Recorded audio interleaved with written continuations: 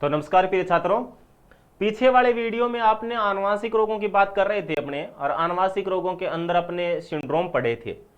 और आज वाले इस वीडियो के अंदर अपने क्या करेंगे, आनुवांशिक रोगों के अंदर मुख्य जो रोग हैं हीमोफीलिया, वर्णांधता, सिकल सेल एनीमिया व थैलेसीमिया के बारे में बताऊंगा। अब देखो प्रिय छात्रों, हीमोफीलिया से एक प्रश्न तो आना है, कई दफे वर्णांधता में से आ जाता है। कैसे कैसे प्रश्न पुट होंगे ये बताऊंगा अब आपको मैं, ठीक है। तो थोड़ा ध्यान दीजिएगा। पहले बात करते हैं अपने किसकी, हीमोफीलिया की बात कर लेते हैं, ठीक है। हीमोफीलिया के संबंध में अध्ययन करेंगे। ये लो जी, ठीक है। हीमोफीलिया प्यार से सुनना है। हीमोफीलिया, ये लो जी, हीमोफीलिया,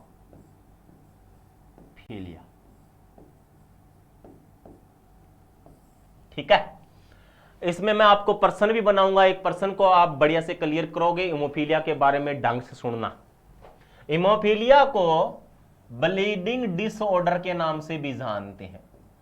क्या बोलते हैं? ब्लीडिंग डिसऑर्डर के नाम से भी जानते हैं। ये लो जी बच्चों, ब्लीडिंग डिसऑर्डर, ठीक है, या ब्लीडिंग डिजीज के नाम से भी जानते हैं। एक ही नाम है, ब्लीडिंग डिजीज कह दो, ऐसे आप इसको डिसऑर्डर के नाम से जान लो, बराबरी बात है, ठीक है। अच्छा, हीमोफीलिया के खोजकर्ता कौन है? पहला तो प्रश्न ये बन जाता है, तो जॉन ऑटो, बहुत बढ़िया बात। जॉन ऑटो,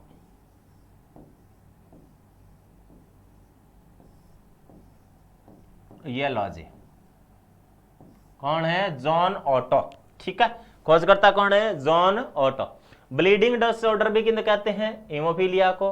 इसको रॉयल डिजीज के नाम से जाना जाता है। सबसे इंपॉर्टेंट बात है ये, रॉयल डिजीज, शाही रोग, रॉयल डिजीज के नाम से भी जानते हैं इसको,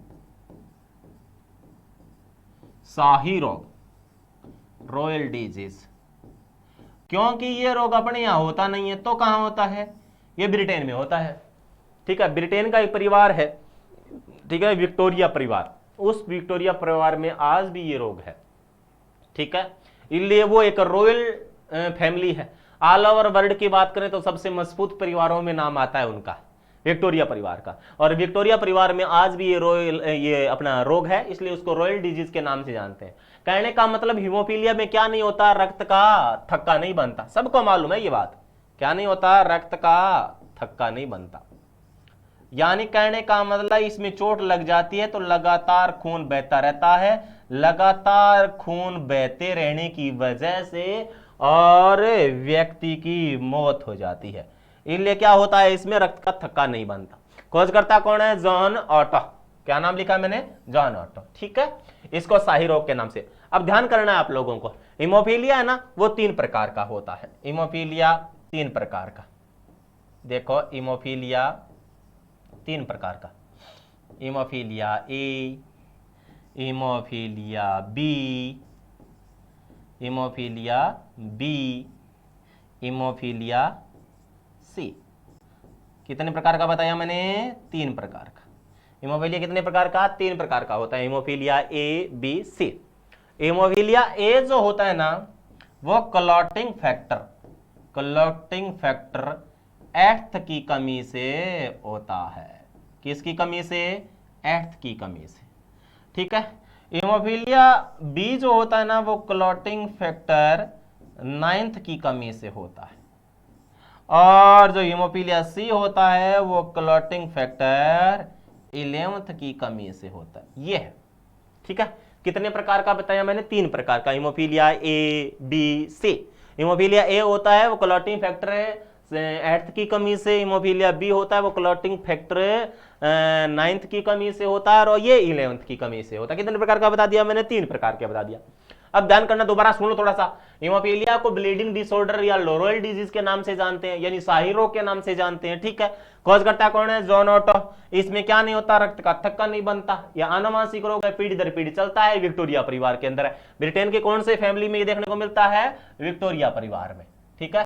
विक्टोरिया ब्रिटेन का एक फैमिली है विक्टोरिया, ठीक है, उसके अंदर ये आज भी देखने को मिलता है, ठीक है। और कितने प्रकार का बता दिया मैंने? 3 प्रकार का बता दिया, हीमोफीलिया ए बी सी, 3 प्रकार का। अब ध्यान करना है इसमें है क्या, वो सुनने वाली बात है कि इसमें वाहक कौन होती हैं? मादाएं। हीमोफीलिया की वाहक कौन होती है? मादा। और उसके रोगी कौन होता है? नर। रोगी कौन होगा? नर होगा। हीमोफीलिया के अंदर वाहक कौन होती हैं? मादाएं, जबकि रोगी कौन होता है? नर होता है, ठीक है, क्योंकि ये एक्स अप्रभावी घातक जीन की वजह से होता है। ध्यान करना है, हीमोफीलिया एक्स अप्रभावी घातक जीन की वजह से होता है। घातक जीन, घातक जीन की वजह से। ये लो जी बच्चों, ठीक है ना। और इसमें वाहक कौन होती है? मादाएं, रोगी कौन होता है? नर। अब देखो बच्चों, ये तो सामान्य बात है कि भी इसको रॉयल डिजीज के नाम से जानते हैं, खोजकर्ता जॉन ओटो है, इसमें रक्त का थक्का नहीं बनता, ब्लीडिंग डिसऑर्डर के नाम से जानते हैं, वाहक मादाएं होती हैं, रोगी नर होता है, ये आनुवांशिक रोग है, विक्टोरिया परिवार में देखने को मिलता है, और ये अप्रभावी घातक जीन की वजह से होता है, ये सबको मालूम है। परंतु बात ये नहीं है, बात तो ये है कि इसका एक क्वेश्चन बनता है, और वो क्वेश्चन कैसे आएगा वो सुनना है। मैं अब क्या करूंगा, आपके सामने क्वेश्चन पुट करूंगा हीमोफीलिया से संबंध में, और इस प्रश्न को सोल्व करना होगा। आप छात्रों को वो प्रश्न सोल्व करना है, ध्यान करना, क्वेश्चन लिख रहा हूं मैं, ठीक है। ये लो जी बच्चों, मैं बढ़िया वाला क्वेश्चन बनाता हूं और फिर आप उसको क्लियर करोगे। ये लो जी, ठीक है। क्वेश्चन क्या है वो सुनो। ये क्वेश्चन नंबर 21 मान के चलो आपके पेपर में आ गया, रीट लेवल सेकंड में, और प्रश्न की लैंग्वेज क्या रहेगी कि यदि हीमोफीलिया ग्रसित नर की, हीमोफीलिया, प्यार से सुनना है, धीरे धीरे, हीमोफीलिया ग्रसित नर की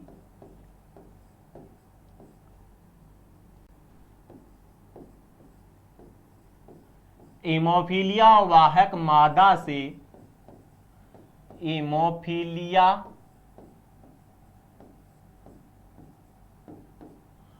वाहक मादा से, वाहक मादा से शादी करवा दी जाए, शादी करवा दी जाए,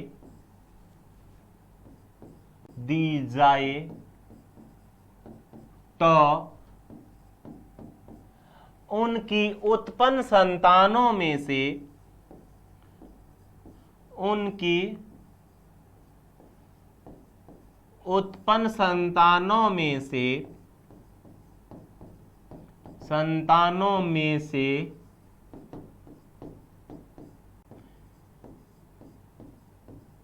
कितने प्रतिशत संतान हीमोफीलिया ग्रसित होंगी। ये प्रश्न है बच्चों।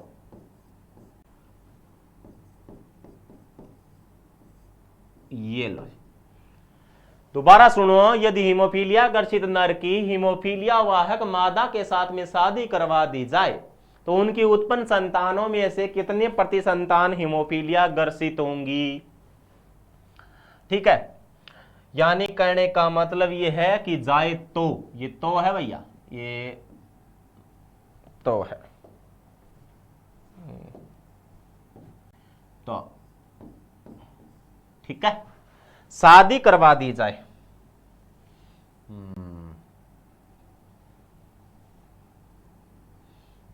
शादी करवा दी जाए, ठीक है, तो उसके उत्पन्न संतानों में से कितने प्रति संतान हीमोफीलिया ग्रसित होंगी। ए में सुनिएगा, ए में 25%, अब आप अपने आप जवाब दोगे। ब में 50%, से में 33% और द में 75%। ये ला जी, ये बात बनती है ऐसे। ओहो, ये लो 25 आंसर की बात है। ये पर्सन आपके एलडीसी पेपर में आया था, जिसकी अभी अभी पोस्टिंग दे दी है। एलडीसी का जो पेपर हुआ था ना, 13, 13.5 या 11,000 की जितनी भी वैकेंसी थी पिछले वाले राजस्थान की एलडीसी भर्ती की बात कर रहा हूं, उसमें ये पर्सन आया था। जबरदस्त पर्सन डाला है ना उन्होंने, वैसे ही आपकी रीट लेवल सेकंड में डाल देंगे। अब आपके लिए तो ये भी आसान नहीं है, आप पता नहीं क्या क्या जवाब दोगे, तो प्राय छात्र क्या करेंगे, पता नहीं क्या करेंगे, वो तो आप जानो, पर क्लियर करवा देता हूं मैं कि यदि हीमोफीलिया ग्रसित नर की हीमोफीलिया वाहक मादा से शादी करवा दी जाए तो उसकी उत्पन्न संतानों में से कितने प्रतिशत हीमोफीलिया ग्रसित होंगी? 25%, 50%, 33% और 75%। अब ढंग से सुनना है। अब मैं एक सिंबल लिखूंगा, प्रतीक लिखूंगा, फिर बाद में क्लियर होगा आपकी बातें। अब आप प्राय 50% कह रहे होंगे, कोई 25 बोलेगा, कोई 75, कोई 33, 25, जो भी है। प्रतीक सुनो, सिंबल कैसे बनेंगे इसके, प्रतीक सुनना, किसके प्रतीक? हीमोफीलिया को। अब मैंने कहा था आपको पहले कि इसमें वाहक होती हैं मादाएं, वाहक कौन होती हैं? मादा। पर्सन को ठीक से सुनना, ये जेनेटिक्स जो मैं करवाऊंगा ना, आनुवंशिकता, उसमें भी आएगा, परंतु फिलहाल अपना डिजीज टॉपिक चल रहा है, इसमें क्लियर करना जरूरी है। वाहक मादा, फिर बात है अपने रोगी कौन होता है? नर होता है, रोगी नर होता है। अब सुनो, वाहक मादा, मादा को कैसे दर्शाते हैं आप लोग बच्चों? ये मैं यहां लिख रहा हूं, एक बार देखना बच्चों, नीचे थोड़ा सा यहां से हटा रहा हूं सिंबल, यहां से देखो, यहां जगह नहीं बचेगी फिर, ये लो।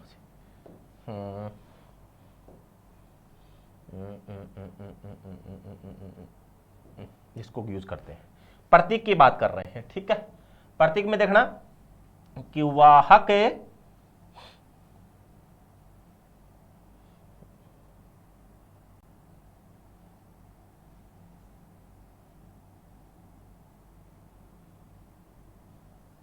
ठीक है, सुनो बच्चों, वाहक, वाहक कौन होती हैं? मादाएं, ये लो जी। रोगी कौन होता है? नर, रोगी कौन होगा? नर। अब हीमोफीलिया के सिंबल कैसे, मादा को कैसे दर्शाते हो आप? एक्स, एक्स से, और नर को कैसे दर्शाते हो आप? एक्स, वाई से, ठीक है। वाहक मादा, अब मैं क्या, हीमोफीलिया की जो सिंबल होती है वह एच होती है, वाहक मादा वो होगी एक्स एच एक्स, यानी एक्स के ऊपर में यदि अपने क्या हो गया कि एच हीमोफीलिया की जीन चढ़ गई, तो इस प्रकार की मादा क्या होगी? वो वाहक होगी, ठीक है। सिंबल क्या रहेगा? एक्स एच एक्स रहेगा। फिर है रोगी नर को कैसे दर्शाओगे? एक्स एच वाई से, ये क्या हो गया बच्चों? रोगी नर हो गया, यानी एच का मतलब यहां हीमोफीलिया से है। मादाएं कभी भी रोगी नहीं होती। अब मादाएं बाय द वे ऐसा कंडीशन बने तो अपने रोगी मादा की कंडीशन को मैं क्लियर कर रहा हूं, यदि रोगी मादा हो तो क्या हो वो सुनो। मादा होगी, जाहिर सी बात है एक्स एक्स तो होगा, यदि दोनों ही एक्स के ऊपर में हीमोफीलिया की जीन चढ़ गई, एक्स क्या है? गुणसूत्र, और जीन हमेशा कहां होती है? गुणसूत्रों के ऊपर होती है। जीन आनुवंशिकता की सबसे छोटी इकाई है। यह प्रश्न भी आपके रीट लेवल सेकंड के अंदर पिछली वाली भर्ती में प्रश्न पूछा गया था कि आनुवंशिकता की सबसे छोटी इकाई कौन सी होती है, तो था जीन जवाब उसका, और जीन होती क्या है? गुणसूत्रों के ऊपर। तो मैं ये एक्स क्या है? ये हीमोफीलिया की जीन है।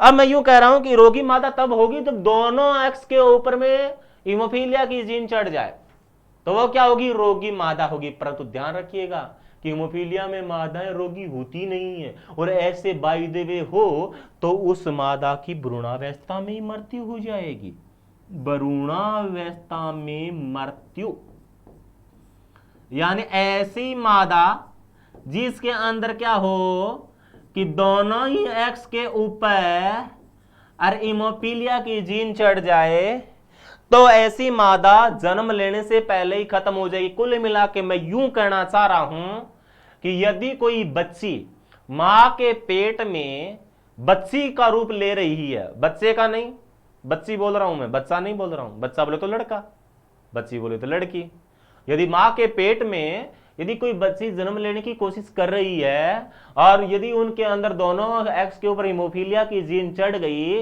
तो बच्ची बाहर आने से पहले यानी 9 महीने से पहले ही गर्भ के अंदर ही उसकी खत्म हो जाएगी, मृत्यु हो जाएगी।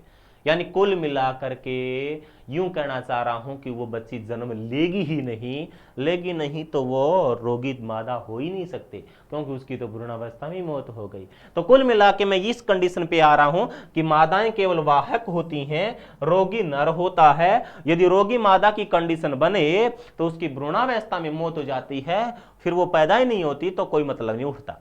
अब बात है प्रश्न पे वापिस आओ भाई, ठीक है। मैंने कहा था, क्या कहा था, सुनना प्यार से, ये लो जी, ढंग से देखते चले जाइएगा, कि इमोफीलिया ग्रसित नर की, अब इमोफीलिया ग्रसित नर कौन है भैया, ये है रोगी नर, यही तो है। अब ध्यान करो भी, इसकी ये लो भाई, यही तो है। XHY क्या है, इमोफीलिया ग्रसित नर है कि नहीं है, कि इमोफीलिया वाहक मादा से, वाहक मादा से, वाहक मादा कौन है, ये तो है XHX, यानी इसकी XHX की शादी करवा दी जाए। चलो शादी करवाते हैं, ये लो जी बच्चों, ब्याह करवाऊंगा, चलो छोरियों गीत गाओ, आ लो, लड़कियां भी जुड़ी होंगी चैनल से, तो ये लो भाई आ लो। अब आंगो ब्याह होनो है, कहेंगो इमोफीलिया ग्रसित नरगो और इमोफीलिया वाहक मादा के साथ में शादी होनी है। अब बात शादी होगी, ढोल ढमाका बजेगा और बान बैठोगे और अब क्या होगा देखता चला सकियो। शादी करवा दी जाए तो उनकी उत्पन्न संतानों में से, अब ध्यान करना है, चलो खैर इस पॉइंट पे आ जाते हैं वापिस, आ ले शादी करवाते हैं अपनी इसकी, ठीक है, सिंबल ठीक ठाक आ रही है, ठीक है। इसका इनका अब शादी कैसे करवाई जाती पता ही आपको भी, XH का एक बार इस XH के साथ क्रॉस, फिर इसी XH का एक बार इस X के साथ क्रॉस, फिर इस Y का एक बार XH के साथ क्रॉस, और फिर Y का S के साथ में क्रॉस, ठीक है ना, ये होती है शादी। अब ध्यान करते हैं, शादी करवाते हैं, चलो या लो भाई बच्चों, आहा, यानी इसका इसके साथ में XH शादी होगी, ठीक है। अब इसका किसके साथ में क्रॉस, इसके साथ में XHX, फिर इसका इसके साथ क्रॉस XHY, और फिर इसका इसके साथ में क्रॉस यानी XY। दोबारा देखो भाई बच्चों, ढंग से देखो, यानी कहने का शादी क्रमण का सिस्टम XHY XHX, ये क्या है, रोगी नर है, ये वाहक मादा है, क्यों मादा रोगी तो होती नहीं है। अब एक बार इस XH का इस XH के साथ क्रॉस, यही आएगा XHX, एक बार XH का इस X के साथ में क्रॉस, यही तो है XHX, फिर एक बार Y का XH के साथ में तो XHY, और एक बार Y का X के साथ में तो XY, ठीक है, ये क्रॉस हो गया। अब प्रश्न को दोबारा पढ़ लो, हिमोफीलिया ग्रसित नर की हिमोफीलिया वाहक मादा से शादी करवा दी जाए तो उनकी उत्पन्न संतानों में कितने प्रति संतान हिमोफीलिया से ग्रसित होंगी, ये प्रश्न था अपना, ठीक है ना। अब बता दो, आप सीधा सीधा जवाब दे दो। मेरे को तो लग रहा है अभी जवाब नहीं आएगा आपका, क्योंकि आप भी उल्टा ही बोलोगे, कभी कोई 50 बोलेगा, 75 बोलेगा। थोड़ा सुन लो भाई कि उत्पन्न संतानों में से कितने प्रति संतान हिमोफीलिया ग्रसित होंगे। उत्पन्न संतानों में से पहले तो मुझे ये बता दो कि ये संतान, सुनो जी, ये संतान की बात करते हैं, ये लो जी, ये लो, क्या ये संतान उत्पन्न हुई है क्या, मुझे तो नहीं लग रही, क्योंकि भ्रूणावस्था में ही मृत्यु हो गई इसकी, तो ये लो, ये तो पैदा हुई नहीं। अब पैदा उत्पन्न संतानों में से बात आ रही है, उत्पन्न संतान तो ये है 3, कौन सी, XH XHY और XY। अब बताओ उत्पन्न कितने प्रति संतान हिमोफीलिया ग्रसित होगी, क्या ये हिमोफीलिया ग्रसित है क्या, नहीं है, ये तो सामान्य पुरुष है, इसे तो रोग दोष कुछ है ही नहीं, XY है, सामान्य है, कुछ नहीं है। अब बात है उत्पन्न संतानों कितने प्रति संतान हिमोफीलिया ग्रसित होंगी, उत्पन्न तो ये, अच्छा ये क्या है, ये रोगी नर है, और ये क्या है रोगवाहक मादा है। XHX का मतलब रोगवाहक मादा, XHY का मतलब क्या हो गया, रोगी नर, और XY का मतलब क्या हो गया, सामान्य बातें आपका सामान्य पुरुष। XH और XH का मतलब क्या हो गया आपका, भ्रूणावस्था में खत्म। उत्पन्न संतानों में से कितने प्रति संतान हिमोफीलिया ग्रसित होंगे, ये हिमोफीलिया ग्रसित नहीं है, ये हीमोफीलिया वाहक है। पर्सन हीमोफीलिया ग्रसित का पूछ रहा है, वाहक का नहीं पूछ रहा है। ये हीमोफीलिया ग्रसित है ही नहीं, उत्पन्न तो ये तीन ही है। तीनों का रेशो निकालोगे, 100 में से तीनों का प्रतिशत अलग अलग करोगे तो कितने कितने आएगा, 33 आएगा। यानी ये क्या कितने प्रतिशत है, 33%। उत्पन्न संतानों की बात हो रही है। ये लो जी, ये 33 ही तो है। अब उसने पर्सन हीमोफीलिया ग्रसित होंगी तो हीमोफीलिया ग्रसित फिर कौन सी होंगी, ये लो जी हीमोफीलिया ग्रसित ये रहेगा ये। और ये कितने प्रतिशत है, 33%। तो सही जवाब आपका क्या जाएगा, ये जाएगा बच्चों, ये लो जी, ये था पर्सन भाई। अब इसमें यह कह दिया जाए कि उसमें से कितने प्रतिशत संतान वाहक होंगी तो 33%, कितने उसमें स्वस्थ होंगे तो 33%। अच्छा, सामान्य पुरुष कितने होंगे तो 33%। भ्रूणावस्था में मृत्यु होगी उसकी तो चिंता करनी भी क्या है। तो कुल मिला के मैं यूं कहना चाह रहा हूं कि इस प्रकार के प्रश्न प्राय आते हैं, वाहक मादाएं और रोगी नर। ठीक है, तो हीमोफीलिया के बारे में सामान्य सी बातें इसको ठीक ढंग से सुन लीजिएगा। और हीमोफीलिया को क्या ब्लीडिंग डिसऑर्डर के नाम से जानते हैं, शाही रोग भी है। जॉन ऑटो ने बताया था अप्रभावी घातक जीन की वजह से होता है, वाहक मादाएं रोगी नर होता है। ठीक है, अब बात करते हैं अपने वर्णांतता की। अपने पढ़ क्या रहे हैं, आनुवांशिक रोग। आनुवांशिक रोगों में सिंड्रोम पढ़ लिए थे, और ये जो तीन चार जो मुख्य रोग हैं इनमें से अपने क्या नाम पढ़ा था, आनुवांशिक रोगों में पहला था अपना हीमोफीलिया, वर्णांतता, सिकल सेल एनीमिया और थैलेसीमिया। अब आगे वाला कौन सा रह गया अपना, वर्णांतता। ठीक है, और कलर ब्लाइंडनेस के बारे में स्टडी करते हैं। ठीक है, तो ये तो हो गया, ये लो जी। अब बात आती है वर्णांतता की, प्यार से सुनना बच्चों। वर्णांतता, ये लो जी, वर्णांतता, कलर ब्लाइंडनेस। ठीक है ना। वर्णांतता की बात करें, इसके बारे में किसने बताया था, आर्नर नामक वैज्ञानिक ने। किसने, आर्नर। इसको डाल्टोनिज्म भी कहते हैं। क्या बोलते हैं बच्चों, डाल्टोनिज्म के नाम से जानते हैं। कौन सा जम है, डाल्टोनिज्म। यह लाजे वर्णांतता, कलर ब्लाइंडनेस। ठीक है, आर्नर ने बताया था, उसको डाल्टोनिज्म के नाम से भी जानते हैं। और ये क्या है, एक्स से अप्रभावी जीन की वजह से होता है। घातक नहीं है पर प्रभावी, अप्रभावी जीन जरूर है। ठीक है, सुनोगे। वर्णांतता की बात करें तो वर्णांतता में क्या नहीं होता बच्चों, प्राथमिक रंगों का भेद नहीं होता। प्राथमिक रंग, प्राथमिक रंग कौन कौन से होते हैं बता सकते हो क्या। ठीक है, पर आपने क्या कौन कौन से कलर होते हैं बच्चों, प्राथमिक रंग, आरबीजी, येलो जी, आरबीजी। प्राथमिक रंग कौन से होते हैं, आरबीजी, रेड, ब्लू, ग्रीन। अब सुनना कि वर्णांतता भी 3 प्रकार की होती है। ठीक है ना, यानी 3 प्रकार की होती है। यदि रेड कलर का ज्ञान नहीं होता है तो उसको कहते हैं प्रोटोनोपिया। ओहो, ये लो जी, प्यार से सुनो, ये लो, प्रोटोनोपिया। ठीक है, अच्छा, इसको ग्रीन के बारे में ज्ञान नहीं हो तो उसको कहते हैं डिटेरोनोपिया। डिटेरोनोपिया, ये लो जी, ये होता है बच्चों डिटेरोनोपिया। और ब्लू के बारे में नॉलेज नहीं हो तो उसको बोलते हैं ट्राइटोनोपिया। ये लो, ये बनता है बच्चों, ये आरबीजी, रेड, ब्लू, ग्रीन, ये प्राथमिक कलर हैं, इनका ज्ञान नहीं हो पाता। यदि लाल रंग का, आर बोले तो रेड यानी लाल, नीला, हरा, यानी ऐसा व्यक्ति जिसको हरे रंग का ज्ञान नहीं हो पा रहा है उसको वर्णांतता का कौन सा प्रकार है, उसमें डिटेरोनोपिया। नीले का ज्ञान नहीं होता है ट्राइटोनोपिया, लाल का ज्ञान नहीं हो पाता है तो प्रोटोनोपिया। वर्णांतता में क्या होता है, प्राथमिक रंगों का भेद नहीं होता। मेरी बात को सुनना ढंग से।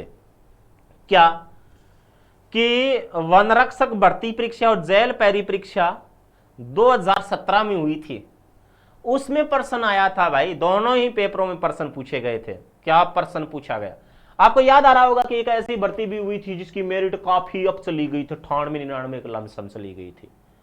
फिर क्या है, बोर्ड को फटकार भी लगी थी, फिर टाइट किया था पर्सन, और उसके बाद में आप लैब असिस्टेंट का पेपर हुआ था, इससे पीछे वाला, उसमें काफी लो चली गई थी मेरिट, वो कारण वहीं से बैठा था। उसमें एक पर्सन डाला था उन्होंने, तो पर्सन की लैंग्वेज क्या थी कि वर्णांता से व्यक्ति कोई पुरुष है, उसमें उस व्यक्ति को लाल व हरे रंग का भेद नहीं होता। पर्सन को पूरा सुनना, दोबारा बोल रहा हूं, मैं रिपीट कर रहा हूं कि वर्णांतता एक आनुवांशिक रोग है। पहली लैंग्वेज लाइन ये थी उसकी कि वर्णांतता एक आनुवांशिक रोग है जिसमें व्यक्ति को प्राथमिक रंग लाल व हरे का भेद नहीं होता, तो उस व्यक्ति को लाल व हरे रंग कर्म से दिखाई देंगे। दोबारा सुनो, अब आपको दो चीजों का ज्ञान तो था, वह तीसरी चीज का ज्ञान नहीं था जो मैं बोल रहा हूं, क्योंकि सबको मालूम है कि कलर ब्लाइंडनेस बोले तो वर्णांतता, और वर्णांतता जो होता है ना, इसमें प्राथमिक रंग लाल व हरे का भेद नहीं होता, सबको मालूम है। परंतु पर्सन क्या पूछा था कि वर्णांतता एक आनुवांशिक रोग है जिसमें प्राथमिक रंग लाल व हरे का भेद नहीं होता, तो उस व्यक्ति को प्राथमिक रंग लाल व हरे किस रंग के दिखाई देंगे, यह प्रश्न था प्रिय छात्रों। तो ध्यान रखना कि प्रश्न उन्होंने पूछा था कि लाल व हरे रंग कर्मशः किस रंग के दिखाई देंगे, तो ध्यान रखना है उस व्यक्ति को वो प्राथमिक रंग कर्म से लाल व हरे हैं, वो हरे व लाल दिखाई देंगे, यानी उल्टा दिखाई देगा।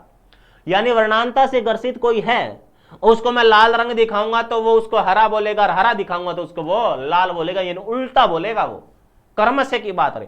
अब बात ये भी तो बनती है ना कि भाई ये वर्णांतता से ग्रसित कोई व्यक्ति है, कोई लड़का है, तो उसका पता कैसे चला है कि वो वर्णांतता से, तो इसके लिए एक कार्ड होते हैं, उस कार्डों का नाम है इशेरा कार्ड। ओहो, ये लो बच्चों, प्यार से पढ़ना भाई, इशेरा कार्ड। अब कार्ड तो घना ही टाइप का हुआ है, इशेरा कार्ड फिर प्रश्न दे देगा कि भाई वर्णांतता का मापक है इशारा card, bulletin card, ATM card या सिम कार्ड, बताओ फिर क्या रहेगा, इशेरा कार्ड, ठीक है ना। इशेरा कार्ड होते हैं। अब आपने कभी अपने छोटे भाई बंधु को, कभी आपने डिफेंस एकेडमी में एडमिशन लेने के लिए गए होंगे, तो वहां डिफेंस एकेडमी में एक कोच होता है, वो कोच जाते ही मेजरमेंट्स रखता है बच्चे का, पहले उसके हाइट मापेगा, वजन मापेगा, चेस्ट मापेगा, उसके बाद में ये बोलेगा कि उसको वो क्या करेगा, रंग दिखाएगा। उनके पास एक डायरी सी होती है, ध्यान करना, वो डायरी में क्या कलरों को पलटेगा ऐसे, और वो पलटता चला जाएगा, कभी काला दिखाएगा, कभी सफेद दिखाएगा, नीला पीला जो भी दिखाएगा। जैसे उस बच्चे को वो हरा दिखाएगा, भाई देव वो क्या है कि अच्छा बच्चा जिस वर्णांतता से ग्रसित है वो लड़का, वो हरे को फट से लाल बोल देगा, और लाल बोलते उसके दिमाग में आ जाएगा कोच के हाँ पक्का ये कहीं ना कहीं वर्णांतता से, कलर ब्लाइंडनेस से ग्रसित है। फिर उसको वो हरा दिखाएगा तो वो लाल बोलेगा, लाल दिखाएगा तो हरा बोलेगा, यानी उल्टा बोल जाएगा वो। और उस कार्डों का नाम क्या है जो उसको दिखाई जाती है, तो वो क्या है, इशेरा कार्ड। तो यहां रखना ये बात। तो उसमें मैंने कहा है कि लाल नीला हरा के बारे में बता, मतलब क्या है, ज्ञान नहीं हो पाता, ठीक है ना। उसमें रेड के बारे में हो तो उसको प्रोटोनोपिया कहते हैं, आरबीसी ट्राइटोनोपिया, और जी बोलो तो डिटेरोनोपिया, ठीक है ना। तो प्राथमिक रंग है ना, वो लाल व हरे का भेद नहीं होता, मुख्य रूप से बात ये है, ठीक है। अब कंडीशन वही बनती है, क्या बनती है प्यारे बच्चों, कि वर्णांतता से ग्रसित कोई है। अच्छा, अब प्रश्न फिर सेम वही बना दूं मैं, पीछे वाला जो मैंने हीमोफीलिया वाला बनाया था, परंतु थोड़ा सा अंतर आएगा प्रिय छात्रों इसके अंदर। मैं प्रश्न बना रहा हूं, थोड़ा आगे खिसका रहा हूं, थोड़ा ध्यान से सुनिएगा। क्या प्रश्न वही बना रहा हूं, ये लो जी, क्वेश्चन नंबर 21 ही रखूंगा मैं, 22 नहीं करूंगा। यदि किसी वर्णांतता से ग्रसित नर की, वर्णांतता से ग्रसित नर की वर्णांतवाहक मादा से, वर्णांतता या वर्णांत लिख दे तो भी चलेगा, मैं इसको वर्णांत ही करूंगा तो ज्यादा अच्छा रहेगा। वर्णांतवाहक मादा से, वर्णांतवाहक मादा से वाहक मादा से शादी करवा दी जाए, शादी करवा दी जाए, शादी करवा दी जाए तो उनकी उत्पन्न संतानों में से, उत्पन्न संतानों में से, उत्पन्न संतानों में से कितने प्रतिशत संतान, कितने प्रतिशत संतान वर्णांता से गर्षित होंगी, वर्णांता से गर्षित होंगी। ये लो जी, ठीक है। फिर वही कहानी है अपनी कि ऑप्शन रख रहा हूं मैं, ए 25%, बे 33%, से 50%, दे 75%। यह लॉज। पर्सन को दोबारा रीड करो और फिर आगे आंसर दो। यदि किसी वर्णांता से ग्रसित नर की वर्णांत वाहक मादा से शादी करवा दी जाए तो उनकी उत्पन्न संतानों में से कितने प्रतिशत संतान वर्णांता से ग्रसित होंगे। अब ध्यान से सुनना है आपको। आप आइडिया लगा रहे होंगे, वो पीछे वाला सा आइडिया है, परंतु थोड़ा अंतर आएगा बच्चों। सुनना है मेरी बात को ढंग से। क्या सुनना है, देखना है क्या। यला जी कि बात ऐसे है, सबको मालूम है कि इसमें उसमें वही कंडीशन बनती है कि वर्णांता है ना, इसमें वाहक कौन होगी, मादा। वाहक कौन होगी, मादा। सबको मालूम है ये बात। रोगी कौन होगा, नर। ये बात उसमें थी, इसमें भी है। हिमोफीलिया के अंदर भी कौन होता है, रोगी नर ही होता है। वाह कौन होती है, मादा होती है। सेमी कंडीशन यह बनती है। यहां पर क्या है, वाह कौन है, मादा, रोगी कौन है, नर। अब ध्यान करना है कि मादा को कैसे सिंबल दर्शाते हैं, एक्स से दर्शाते हैं और नर को एक्स से वाई से। यहां तक किसी की कोई दिक्कत नहीं आई, ठीक है। रोगी नर। अब मैं यहां पर क्या है, वाहक मादा को किससे दर्शाएंगे, एक्स से दर्शाएंगे। सी का मतलब यहां कलर विजन है, सी का मतलब कलर। हिमोफीलिया को ऐसे याद रख लो तो आपका टेंशन भी नहीं रहेगी, ठीक है ना। तो यहां पर रोगी नर की बात करें तो एक्स सी वाई, सी का मतलब कलर विजन यहां फिर है आपका, ठीक है। परंतु एक कंडीशन और बनती है उसमें, इसमें ये अंतर है भी सामान्यतः 99.99% ऐसा ही होता है, परंतु रेयर केस में इसमें रोगी मादा हो भी सकती है। ये कंडीशन ध्यान में रखना बच्चों। ये अला प्यार से, ये अला। उसमें तो रोगी नर नहीं हो सकता, रोगी मादा नहीं हो सकती, भ्रूणावस्था में मौत हो रही थी। इसमें रेयर केस में ऐसा हो भी सकता है, तो उसको कैसे दर्शाओगे बे, एक्स सी से दर्शाना पड़ेगा। ये लो सी, वाहक मादा एक्स सी एक्स, रोगी नर एक्स सी वाई, रोगी मादा एक्स सी, ठीक है। रेयर केस में ऐसा हो सकता है, ये मैं कहने जा रहा हूं। अब प्यार से सुनना। वही कहानियां, उनकी शादी करवानी है अपने को तो, और शादी करवाने में आप लोग माहिर हो ही, मुझे मालूम है। अब करवा दोगे फटाफट। ये लो जी, यहां से हटा दे रहा हूं क्योंकि अच्छा नहीं लग रहा है। ये लो जी 22, ठीक है। ये तो नहीं मानेगा।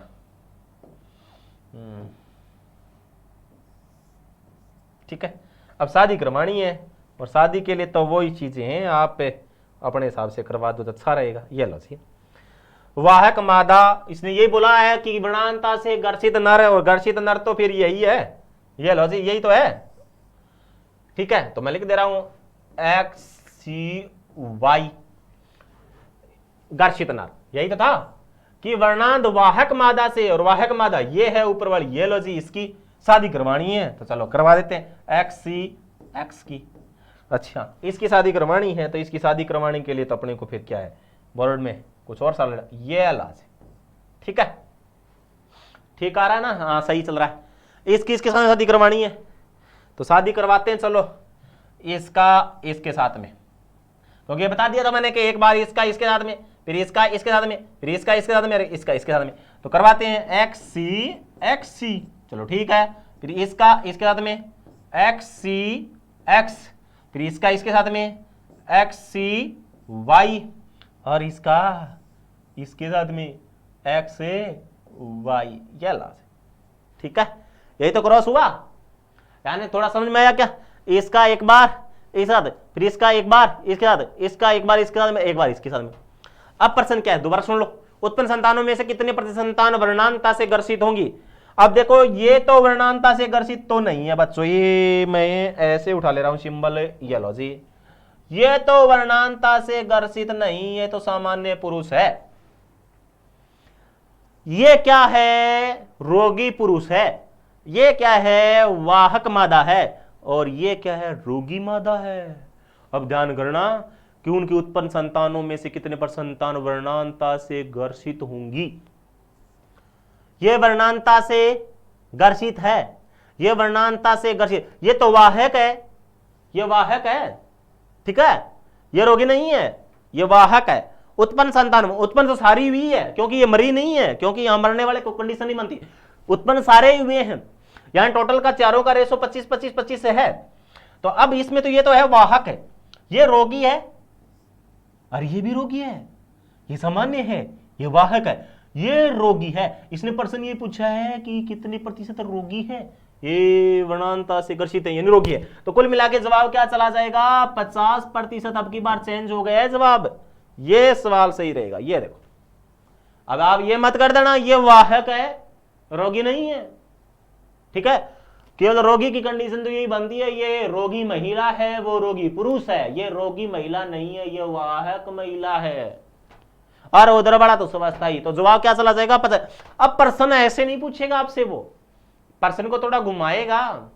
और कैसे, क्या बोलेगा वो, कि उसकी उत्पन्न संतानों में से नहीं बोलेगा, उसमें उत्पन्न लड़कियों में से कितने प्रतिशत लड़कियां वर्णांतता से ग्रसित होंगी, यह प्रश्न पूछेगा। उत्पन्न लड़कियों में से, क्या यह लड़की है, क्या नहीं है, यह लड़की नहीं है, लड़की तो यही है, उत्पन्न लड़कियां तो ये हैं। इनमें से कितने प्रतिशत वर्णांतता से ग्रसित है, तो उसमें इन लड़कियों में की बात करें, दोनों ये 50% है, उनमें से तो यही रोगी है, तो ये तो वाहक है। तो फिर जवाब क्या चला जाएगा, 25 चला जाएगा। ये कंडीशन है। देखो प्रश्न को चेंज करेगा। क्या बोल रहा हूं मैं, दोबारा सुनो, कि उत्पन्न लड़कियों में से कितनी प्रतिशत लड़कियां वर्णांतता से ग्रसित होंगी, और उत्पन्न लड़कों में से कितने प्रतिशत लड़के वर्णांतता से ग्रसित होंगे, तो फिर जवाब कुछ और हो जाएगा। ठीक है ना, सॉरी, इसमें बात करते हैं अपने उत्पन्न लड़कों में से। ये देखो यहां बात आ रही है, ये लड़के हैं। अच्छा, मैं इससे पहले क्या बोल गया, दोबारा सुनना, कि उत्पन्न लड़कियों में से कितने प्रतिशत लड़कियां वर्णांतता से ग्रसित होंगी। लड़कियां ये हैं, दोनों की दोनों, और ये दोनों क्या हैं, लड़कियां। लड़कियों में 50% ये है, 50 ये हो गई। यानी ये कहने का मतलब फिर वो जवाब 25 वाला नहीं, यही भी रहेगा, यही रहेगा, यही, सॉरी, यही रहेगा। उत्पन्न लड़कियों में से कितने प्रतिशत लड़कियां, उत्पन्न लड़कियां तो फिर यही है, और 100% ये हैं, तो इसमें से 50% रोगी है, 50% है वाहक है। उत्पन्न लड़कों की बात करें तो उत्पन्न लड़कों की दिन की बात हो रही है, उनमें से कितने प्रतिशत स्वस्थ हैं, तो 50% है। लड़कों की बात हो रही है, टोटल की बात नहीं कर रहा है वो। ठीक है ना, तो कुल मिलाकर के ये थोड़ा सा चेंजिंग है यहाँ पर, तो यहां से प्रश्न बनता है। तो ठीक है मेरे छात्रों, ये वर्णांतता से संबंध में हुआ। अब बात अपने आनुवंशिक रोग पढ़ रहे थे, दो छोटे रोग हो रहे हैं, सिकल सेल एनीमिया व थैलेसीमिया। थोड़ा थोड़ा फटाफट बता देता हूं, फिर आगे बढ़ जाएंगे। सिकल सेल एनीमिया, एक एक लाइन बोलूंगा, ज्यादा नहीं बोलूंगा। सिकल सेल एनीमिया, ये लॉजिक। और एक और रह गया आपका थैलेसीमिया। आनुवंशिक रोग पढ़ रहे हैं अपने, और आनुवांशिक रोगों में अपने पहले सिंड्रोम पढ़े और उसके बाद हीमोफीलिया वर्णांता हो गया। अब ये दो बचे हुए हैं, इनको और क्लियर कर लो। सिकल सेल एनीमिया में सबको पता है, इसमें आरबीसी क्या करती, हंसियाकार हो जाती है। आरबीसी क्या करती, हंसियाकार, यानी द्रांतिनुमा, हंसियाकार, हंसियाकार, द्रांतिनुमा, जिसको आम भाषा में या शेखावाटी में दांतड़ी बोलते हैं, द्रांतिनुमा।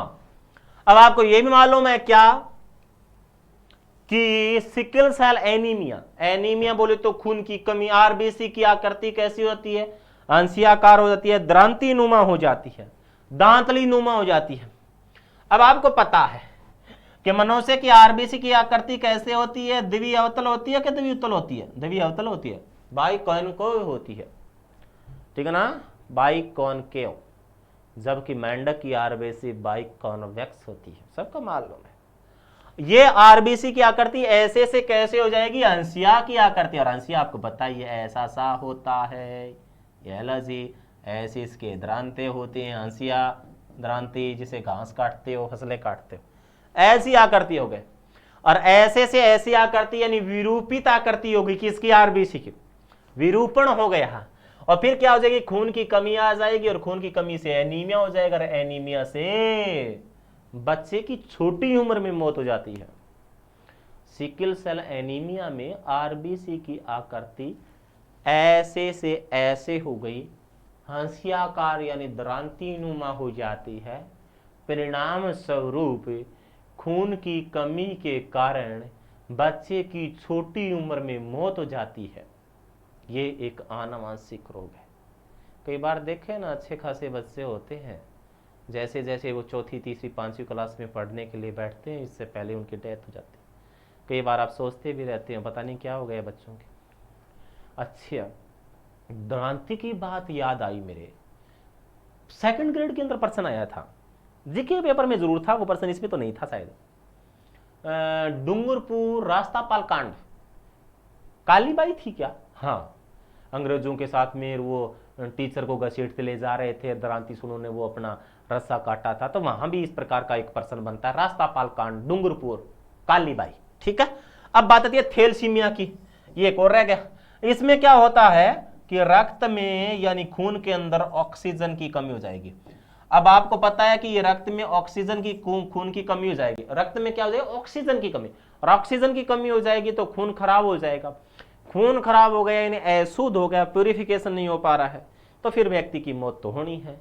तो थैलेसीमिया के अंदर क्या है कि थैलेसीमिया के अंदर रक्त में O2 की कमी हो जाती है, ऑक्सीजन की कमी हो जाएगी, और ऑक्सीजन की कमी के परिणाम स्वरूप बच्चे का जो रक्त है वो अशुद्ध हो जाता है, परिणाम स्वरूप बच्चे की छोटी उम्र में मौत हो जाती है। तो थैलेसीमिया में रक्त में क्या होता है, ऑक्सीजन की कमी। और सिकल सेल एनीमिया में क्या होता है, आरबीसी की आकृति हंसियाकार होती है, ठीक है। और थैलेसीमिया का पहला सेंटर कहां है, बीकानेर के अंदर, जहां खून को शुद्ध किया था, बीकानेर, बीकानेर के पीबीएम हॉस्पिटल के अंदर थैलेसीमिया का पहला सेंटर राजस्थान के अंदर है बनाया गया। तो इसके अंदर ऑक्सीजन की कमी। तो ये था अभी आपके आनुवांशिक रोग। आनुवांशिक रोग में फिर छात्रों आपने सिंड्रोम पढ़े, और उसके बाद में आपने क्या पढ़ लिए, 4 ये मुख्य रोग पढ़ लिए। अब अपने क्या करेंगे, असंक्रामक रोग पढ़ेंगे, और असंक्रामक रोगों के पश्चात अपने संक्रामक रोग पढ़ेंगे जो ज्यादा है। फिर भी आपको मैं प्यार से समझाता चला जाऊंगा, वीडियो को अच्छे से देखते चले जाइएगा, और उसके बाद में आप लोग लास्ट में मैं पर्सन सोल्व करवा दूंगा। तो धन्यवाद, आज तक का ये वीडियो। उसके बाद में नेक्स्ट वीडियो में अपने डालेंगे क्या, असंक्रामक रोग।